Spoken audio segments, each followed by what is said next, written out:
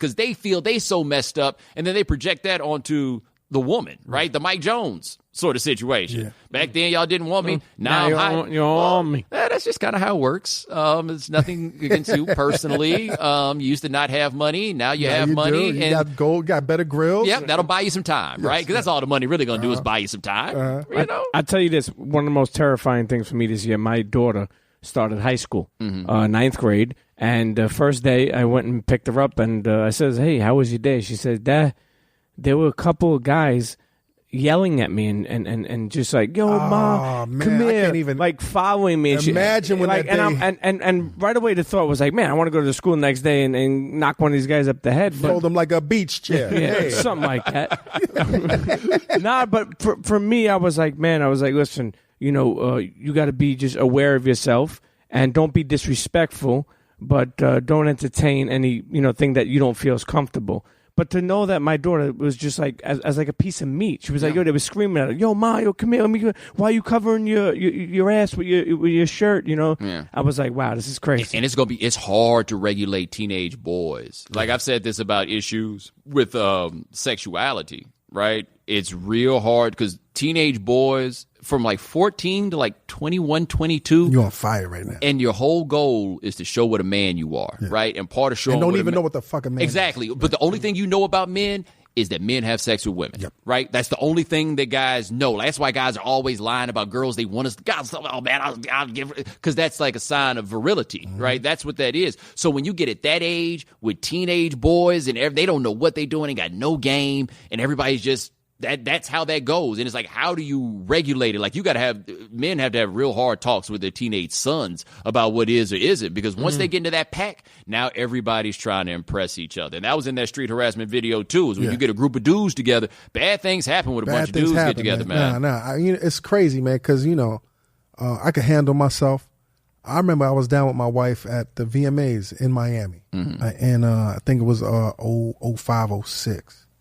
And it was mobs of brothers. And I remember we got caught up in this one mob. It was like 20 cats. And they was just grabbing my wife's wrists. Yeah. You know what I'm saying? And it was nothing I could fucking do. Yeah. You know what I'm saying? There's like dozens of them, right? Yeah, it's like, yo, I will get my jaw twisted the fuck back. Right. Just in the name of principle. Like, there's no need for us to go to the hospital in the name of principle. Oh, all that's crazy. Like, another thing that I think you wind up looking back on. Like, I remember the first time I had, like, a bad girlfriend, right? Like, we all remember the first time we had a girlfriend. It was like, I don't know how the hell I did this. Yeah. And so... And worried how we gonna keep her. Right, exactly. So, like, I was 18. She was 21. So, you know, I'm feeling like I'm on top of the world, right? How did you bag that, man? Dude, I don't know. Yeah.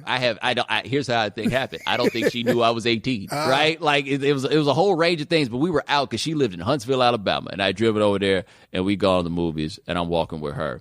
And that was the first time that I just remember dudes, like, eyeing my girl up and down while she's on my arm, right? And there was nothing I could do. Like, I'm playing an away game, and y'all see me, man. Like, I got the reach, but I'm not, you know, if this gets into a wrestling match, I got nothing for you, dog. Like, I can't win this fight. I know I can't win this fight. And they looking me up and down, and I look back on it, I'm feeling disrespected, right? And let's be clear, I was being disrespected. Right. But the reality was, if they looking at her like that with me standing right here, what was it like for her every day? But on the flip side of that, with her, I'll never forget, she used to wear, like, not so much when she was with me, but when she wasn't with me, like, some of the most scandalous shit in the world, because her mom's, like, that was like the setup her mom's had her on. Like, I remember one time I came to pick her up from the house, and I remember her mom's was in the yard doing yard work in some Daisy Dukes with some fishnets on a Saturday afternoon. Hey, Ma. Fishnets. To do now that's a whole different... To do the yard. That's a problem. It is a problem. That's a problem. But that's what I say. But her mom was basically like, yo, this dressing right here, this is how you get their attention. Right. And that's not to absolve dudes of responsibility for how they behave, but it was crazy to me to see how her mom was playing into that on the idea that this is how men are. Because there are a lot of women that capitulate to a lot of the stuff that we do under the idea that this is just how men are. Right. And we can be a little better. I think that's fair to say that we could be a little better. We just don't realize it until, like, typically have kids or something like that, and then the empathy kicks in. Of course. You know? I also like the way you analyze, and I don't want to stay on this that much longer, how you analyze, like, even though that video footage might have been doctored, might have been edited, so that it just shows black guys or people of color hollering at her and not the white guys. It doesn't change the message. No, it doesn't. But like I said, I thought that was a separate point. Right. They definitely edited the white dudes out. There was clearly an agenda at play. They didn't just pick some random woman to walk through. Like the woman of the body type that she has. She had that body type, though. Yeah, she had a body type. She's right, though. She was right. Like if somebody was looking at that video. Did you like her, Pete? I loved her. Yeah. Like I said, if they had a bunch. What would you do, Pete, if you... You mean howling at her? Or, no, I'm saying if you had her. I'll beat the brakes off that. There you go. But I mean, listen. Let me know. I'm talking about the snatch. I'm not talking about anything else. Yeah. That's a very important specification. Yeah, Glad you classed it up. But but that was the thing. I looked at that. I was like, wait a minute. So you just randomly picked this woman, and then coincidentally, the right body type for that environment, exactly. And then you coincidentally just have nothing but black and brown people saying these things, which is fucked up. But but it didn't matter. It didn't matter. Like you're right. That is something that we can discuss, and we can discuss it at another time. It is not your escape. But the thing I've learned in doing this, and this has been helpful for me in gender stuff, is if a white person said the same thing to me, how would I go for it if it was a black issue and they took that door out to try to find a way to get out of this? I wouldn't have it. And you got to hold yourself to that same standard. And I feel like that if men started holding themselves to the same standard they hold white people to and appreciating that they're basically on the same part, like in the discussions that we're having on the privilege ladder, you're in the same place. I do think a lot of cats would check themselves. I also think, though, a lot of cats, brothers in particular, feel like, man, white man treat me so bad. Why ain't nobody talking more about the way the white man is treating you? Man, black women is holding you down a whole lot more than you holding them down. Like, you got to be real about that fact. These cats talk about black women don't support them. Maybe it's you, because I ain't never had that problem myself I don't have personally. no issues with and it's funny because we're both in the same world on Twitter. Mm-hmm. And I don't even understand what this hatred. I mean, I see some of these feminists saying some off the wall shit, and I get where they're coming from, but that shit don't affect me. Mm-mm. And you understand why they would. Yeah. Like, that's the part that, like, we all got super duper black militant, why are the black olives in cans and the green olives in jars types. We know them, right? And we understand how they wound up. I never heard that before, man. Oh, yeah. Why are the black olives in cans, But we know how they wound up that way. I guess I grew up around a lot of those cats, right? Show up at the house with the dashiki on and start telling you how Steve Young can't play quarterback. And then just start rattling off all this stuff, Like, we know those cats, but we know how they got to be that way.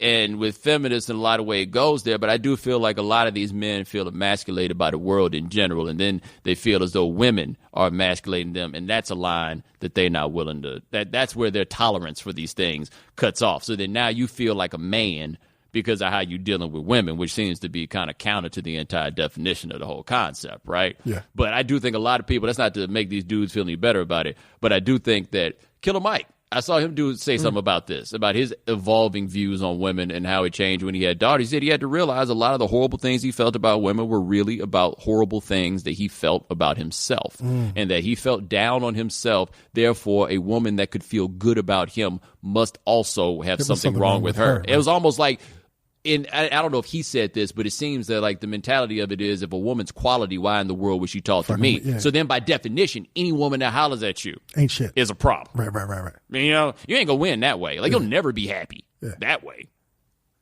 Definitely. Let's get serious now. Let's get real serious. Now we'll get serious. Let's get real serious. You're living in Miami. You're traveling to New York. You've been all over the place. Where's the best women, man? Best looking women, in your opinion? I'm still going with Atlanta, man. Atlanta. I'm still going with Atlanta. Like, my trinity in the United States of good-looking women, really, just because of, like, I'm a Southern dude, right?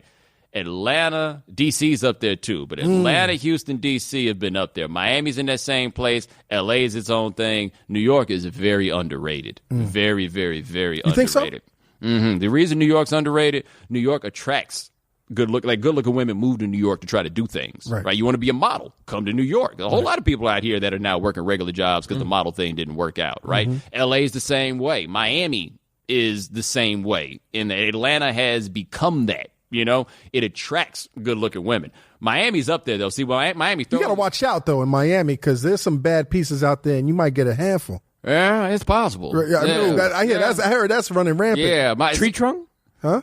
What do you mean handful? Like, hey, and hey. Are you talking about, okay. Like, you say saucisse, like, well, you guys say. No. Yeah. Well, like, grab a handful. I guess that happened in Atlanta, too, in this day and age. That's going on in Atlanta, too. Yeah, but see, Miami's interesting for me because, like, if I'm going to get somewhere with a woman, I got to talk, right? Like I am a conversationalist. Yes. That is the appeal of me, is the conversation to be had. In Miami, it's just not a place where people go to find conversation. They don't conversate out there? Not really. So basically, you could just say, "What's up with the pussy?"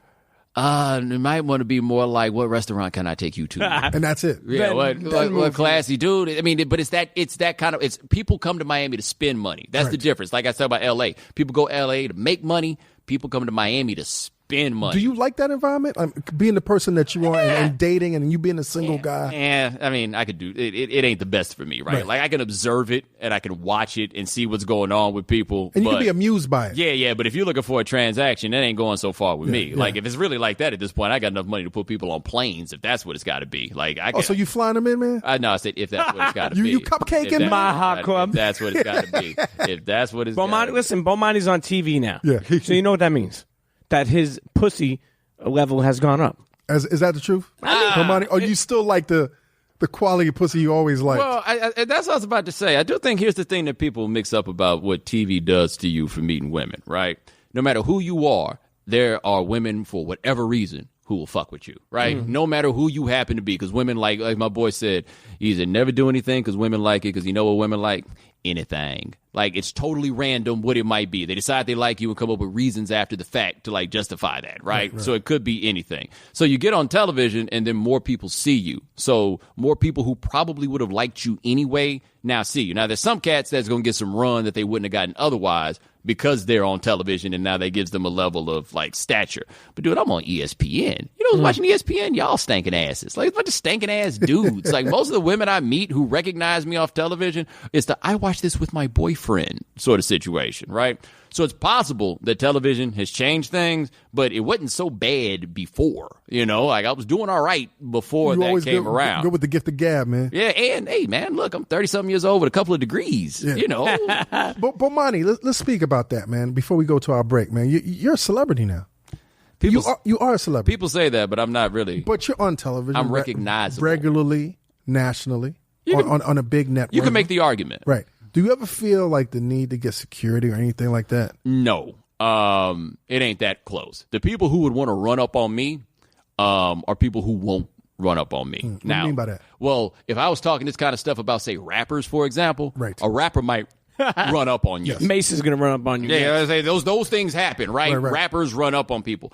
Athletes don't so much run up on people. Like, that's not what it is. And I'm not going to lie, I've had to learn. I'm getting better at this. It kind of wavers back and forth. It's real difficult to regulate yourself when you're talking about people that you, in most cases, don't encounter. And it's real easy to get real comfortable talking in those situations. Right. So I have to be like, I really try to regulate myself. Like, sometimes, look, you're going to say things about people that they don't want to hear, right? Like, that's just kind of what it is. It's kind of the nature of the job. So it can't be, oh, I wouldn't want somebody to say that to me. Now, people say stuff about me that I wouldn't want them to say all the time. That's not the standard, right? The standard is what I want to run up on this dude over that. Have you been close to a situation where you felt like, fuck, I remember I said that shit. Here I am right now, and this motherfucker's mean mugging me. Yeah, there's been a couple times I've kind of looked over somewhere and been like, ooh, I wonder if that guy remembers that one thing. They remember. They never forget. They remember. It's always a matter if they saw it. Because you're right. People have elephant memories, especially in sports, man. Mm-hmm. They have elephant memories about that stuff. It's the music guys, they get real sensitive, though, man. The music guys are and I've had to learn, man. I've had to learn on this platform. Like, most definitely. Being honest, and cats don't hear us because I thought we were in our bubble, and I'd say something and the shit would go viral. I'm like, fuck. That was the biggest change. Fuck. The biggest change for me was the realization that people were actually listening. Right. Like, doing these things, you do them, and I still don't think I say anything about anybody that isn't fair. Right. But that's the thing that steps up, is the day you realize that people are actually listening to the shit that you're doing. Now it might be time. And people get their feelings hurt sometimes. Like Chappelle talking about the Wayne Brady thing came about because Wayne Brady loved the show, and then he saw Paul Mooney say what he said about him, and then it hurts his feelings. Right. Like, it's on one hand the most humbling part of it, and it makes you feel good, but then it's like, oh man, now I gotta start thinking about people's feelings. Mm-hmm. And then I get to, like, people I tell a whole bunch of jokes about, like, follow me on Twitter now. Mm-hmm. Like, Stringer Bell follows me on Twitter now, which is really interesting considering I've had this vendetta against him for the better part of the last 10 years. He follows me on Twitter. What's your problem with Idris?